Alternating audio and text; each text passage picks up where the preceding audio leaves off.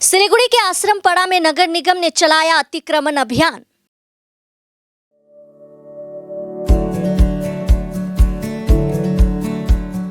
Pampered, not just a hospital, but a mother. New life fertility centre আধুনিক চিকিৎসা ও বিশেষজ্ঞদের সহায়তায় আপনার স্বপ্ন পূরণ করতে প্রস্তুত। নতুন জীবনের স্বপ্ন সত্যি করতে আজই যোগাযোগ করুন। নতুন জীবনের সূচনা এখানেই।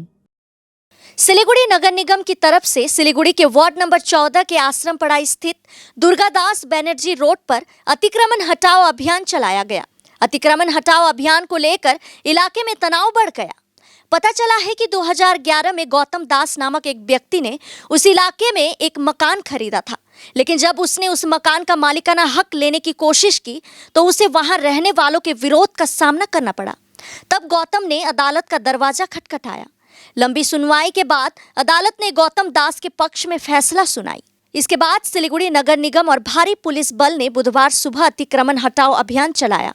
घटना को लेकर इलाके में तनाव बढ़ गया। हालांकि पुलिस की त्वरित कार्रवाई से स्थिति पर काबू पा लिया गया। আমরা 70 বছর ধরে আছি এই বাড়িতে।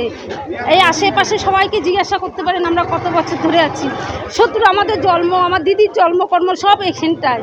আর আমাদের এই যে মায়ের মন্দির এত বছর ধরে প্রতিষ্ঠা করা পূজা আশেপাশের লোক সবাই জানে। তাইলে আমাদেরকে এরকম করে গরিব ঘাড়ি এরকম করে ভাঙিয়ে চুরি এরকম করে যাচ্ছে, এটা কি ঠিক?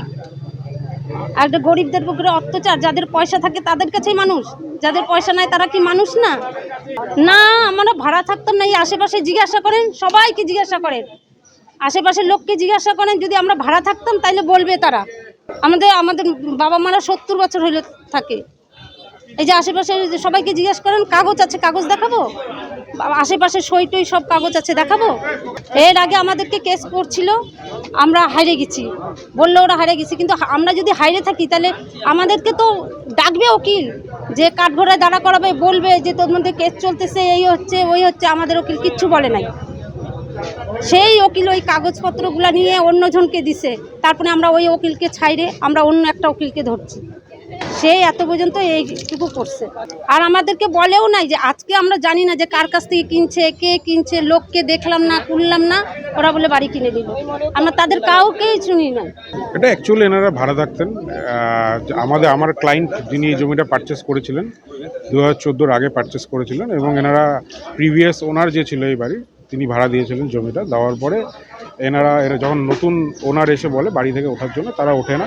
তারা বলে আমরা উঠবো না, আপনারা যা ইচ্ছা করে নিন। তারপরে আমরা আইনের দ্বারস্থ হয়েছিলাম। আমরা আইনের দ্বারস্থ হওয়ার পরে আমাদের কোর্ট অর্ডার দিয়েছে ভ্যাকেট করার ল্যান্ডটা। এই জন্য আমরা আজকে পুলিশের সহায়তা নিয়ে, কোর্ট অর্ডারে পুলিশের সহায়তা নিয়ে আজকে আমরা ল্যান্ড ভ্যাকেট করতে এসেছি।